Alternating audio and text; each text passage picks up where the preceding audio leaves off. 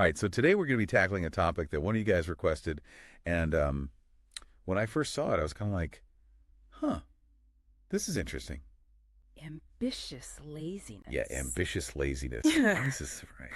It seems like a bit of a contradiction. Yeah, how can you be ambitious, like driven, have goals, but also be lazy? Right, like those seem like they should be opposite, so how can you be both at the same time? Yeah, it definitely kind of flies in the face of everything we're usually told, right? Like you gotta hustle harder. Yeah, grind, grind, The grind. grind never stops. Oh, you know. But yeah, you wanted us to look into this idea specifically from an episode of the Blendcast. Yes, exactly. And I'll admit, I was skeptical at first too, but after listening, I really think there's something to this idea. Yeah, I think what's really interesting is it's not about just being lazy, like sitting on the couch all day. Right. It's more about being strategic with your time and your energy. Okay, so it's not like getting out of work. Yeah. It's like doing work smarter or, Yeah, think about like a CEO, right? They're not doing every single task in the company. yeah, they're not like, cold calling. Right. They're not stuffing envelopes or, making spreadsheets. They're delegating. Right, they're focusing on the big picture. Exactly. Yeah, they're thinking about strategy and vision. So they're achieving more by doing less of the like busy work.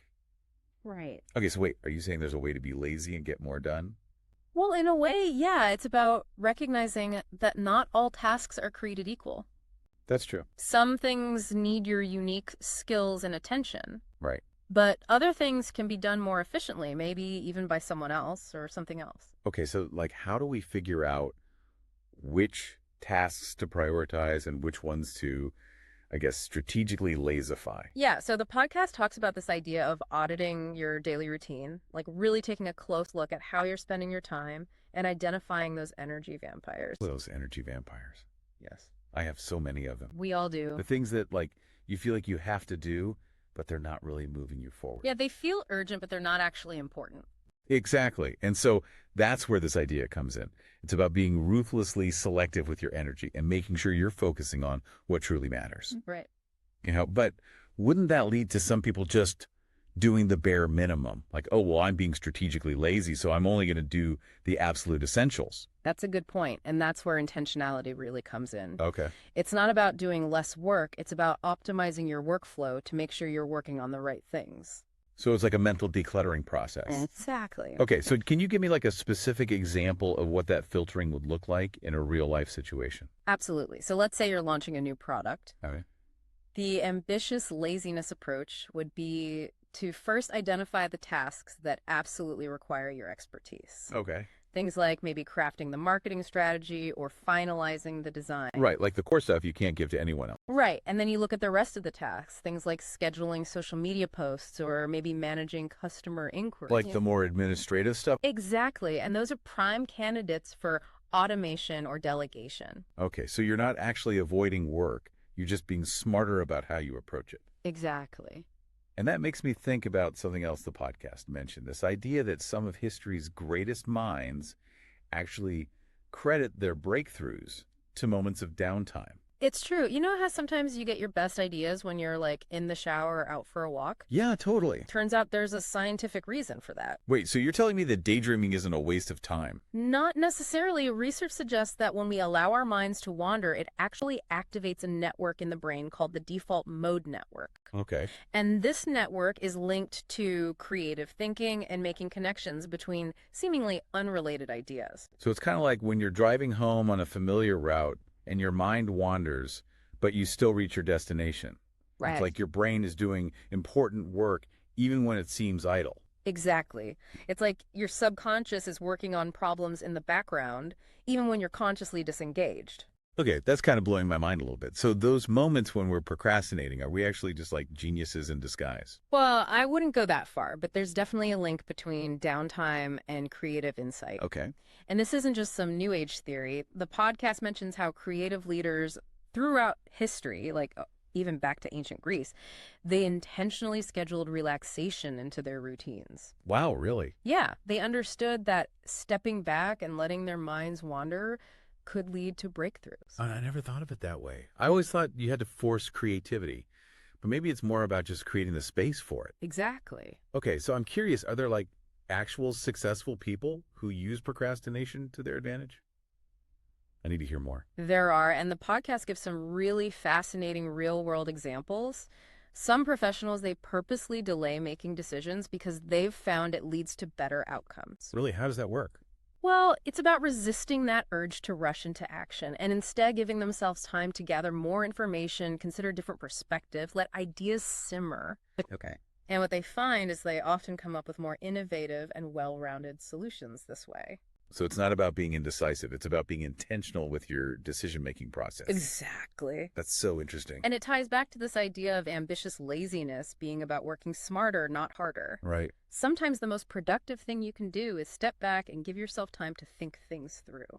This all's starting to make a lot of sense, but I imagine there's still a stigma attached to the word laziness. Oh, yeah, for sure. Like, how do we embrace this concept without feeling guilty or like we're slacking off? That's a great question, and it's something the podcast addresses directly. It's all about reframing our perspective. Okay. Laziness in this context isn't about being slothful or irresponsible. Right. It's about being strategic with your energy and choosing to focus on the tasks that truly align with your goals. So instead of viewing laziness as a negative trait, we can see it as a conscious choice to be more efficient and effective with our time. I love that. So what are some like practical strategies we can use to start integrating this ambitious laziness approach into our own lives? I know the podcast talks about like a roadmap for success. Yeah, we're about to get into that. And I'm ready to put all this ambitious laziness into action. Me too. And, just hearing those real world examples has me feeling a lot less guilty about like taking my time with things. Right. Like maybe I'm not just procrastinating. Maybe I'm being strategic. Exactly. Okay, so where do we even begin with this whole roadmap thing? So the podcast lays out a 4-step roadmap, and we left off talking about auditing your daily routine. Right, that mental decluttering we were talking about. So what's next? Step 2 is all about technology and automation. This is where you can really start working smarter, not harder. Oh, automation. I like the sound of that. Right. Think about all those repetitive tasks that just suck up your time and mental energy. Oh, I've got a ton scheduling meetings, sending follow-up emails, updating spreadsheets. Exactly. And so many of those can be automated. Think about tools like Trello for managing projects, Calendly for scheduling, Zapier for automating repetitive actions. Okay, so instead of spending hours doing these things manually, we can set up systems that do them for us in the background. Exactly. But isn't that kind of lazy? It's not lazy. It's brilliant. Remember, we're talking about strategic laziness. You're not shirking responsibility. You're freeing up your time and energy to focus on the tasks that actually require your unique skills. It's like hiring a virtual assistant, but instead of a person, it's like an app or a program. Right, exactly. That's pretty cool. So what's step 3 on this roadmap? This one might seem counterintuitive, but it's about scheduling regular reflection time. Scheduling time to do nothing. Not exactly nothing. It's more about carving out dedicated time to step back from the daily grind and gain some perspective. Okay, I can see how that would be helpful. It's so easy to get caught up in the day-to-day and lose sight of the bigger picture. Exactly. And without that regular reflection, it's hard to know if you're actually focusing your energy on the things that matter most. So what does reflection time actually look like? It could involve things like journaling, meditating, brainstorming, reviewing your goals, or even just sitting quietly and letting your mind wander. The key is to find a format that works for you and make it a non-negotiable part of So your whether routine. it's like 15 minutes at the end of the day or a longer block once a week, it's about making a conscious effort to step back and reflect. Exactly. And during that time, I guess you can ask yourself important questions like, what's working well? What's not? Am I focusing on the right things? What adjustments do I need to make? Right. It's like a regular checkup. Exactly. I love that. Okay, so what's the final step in this ambitious laziness roadmap? This one is all about celebrating Wait, so we're supposed to every throw a win, party no every matter time we how check something small. off our to-do list? It doesn't have to be a party, but acknowledging I your think that's where a accomplishments, lot even of the us struggle. small We're ones, so is focused crucial. on the next goal, the next milestone, that we forget to appreciate how far we've already come. It's true, and by celebrating those wins, So it's we not just about being reinforce those efficient, it's positive also about behaviors and we being build kinder to momentum. ourselves and acknowledging our progress. Exactly. And, the podcast makes a really interesting point about how this ties into the science of motivation. When we celebrate our wins, our brains release dopamine, So it's which like is a giving ourselves a little neurotransmitter dopamine boost that associated makes with us want to pleasure and keep reward. achieving more. Exactly. It creates this positive Okay, feedback I'm loop that starting to helps see us how stay all of these pieces fit motivated and together. engaged. We're auditing our routines to eliminate those energy-draining tasks, automating where possible, scheduling time for reflection, and celebrating our wins along the way. And by doing all of this, we're creating this more This roadmap is sustainable really and starting to resonate fulfilling with way me. of working It and feels like a living. much more intentional and balanced approach to productivity. But I'm curious, the podcast mentions that this whole concept challenges conventional notions of success. Why do you think that is? Well, we live in a culture that often glorifies It's like we're busyness. all Yeah. You caught know, in this we equate long hustle harder hours with trap, thinking we success. have to be constantly on to be worthy or successful. And the danger is that that mindset can lead to burnout anxiety and the sense of inadequacy. We're constantly comparing ourselves to others and striving to meet these So unrealistic ambitious laziness expectations, is almost like an often at the antidote to expense of that our toxic well-being. hustle culture.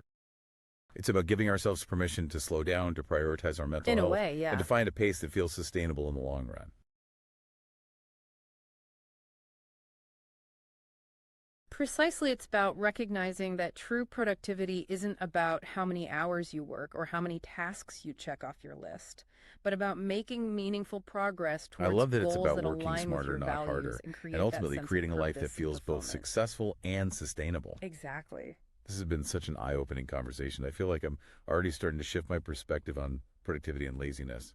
But before we wrap up, I'd love to hear your final thoughts on this whole concept. What's the most important takeaway you want our listener to walk away with?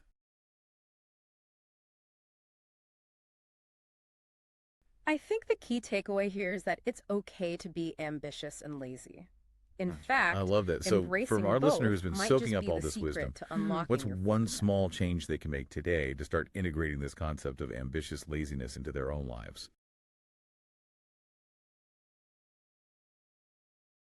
I'd encourage them to take a few minutes to reflect on their current routine. What's one task that's draining their energy without significantly contributing to their goals?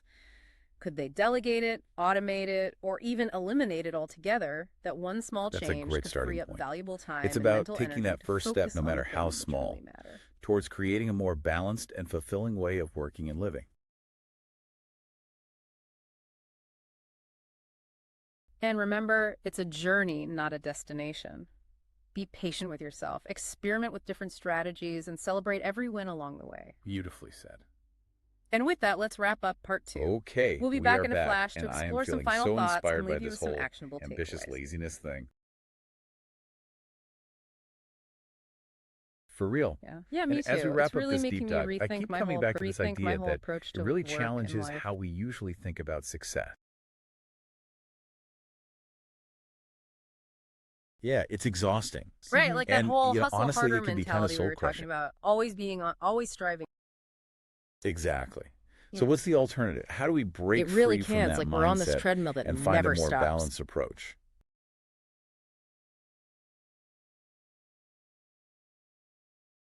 Well, I think it starts with questioning those deep down beliefs we have about what it means to be productive and successful. Mm, Like, do those beliefs really serve us or are they holding us back? yeah, good point. Ambitious laziness is So all it's not about about giving meeting ourselves some external permission standard. to It's about redefine what figuring success out what means to us truly matters to individually. us.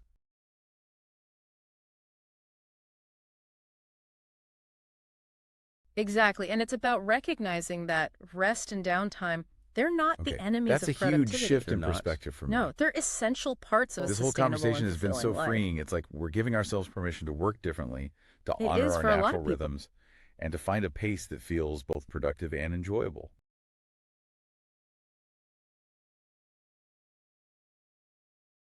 And the beauty of this concept is that it's adaptable. So for It's our not listener one out size there fits all. who's Right. ready to The key is to embrace their experiment and inner find what lazy works best for genius, you.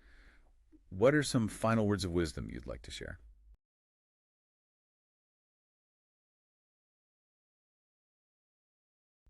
Well, I would say start by identifying those energy draining tasks in your daily routine.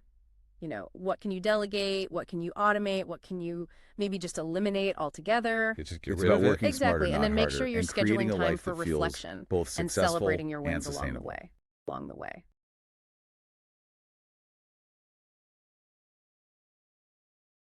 And remember, it's a journey, not a That destination. is such great advice. Be patient with I think yourself. we all need to hear that Experiment more with often. different I agree. strategies This has and been such an celebrate insightful every deep dive. win I feel along like the I've way. learned so much about the power of strategic laziness and how it can really help us achieve our goals without burning ourselves out. And with you, our amazing listeners. So until next time, It's keep been learning, fantastic keep growing, exploring this and concept keep with you. embracing your inner lazy genius.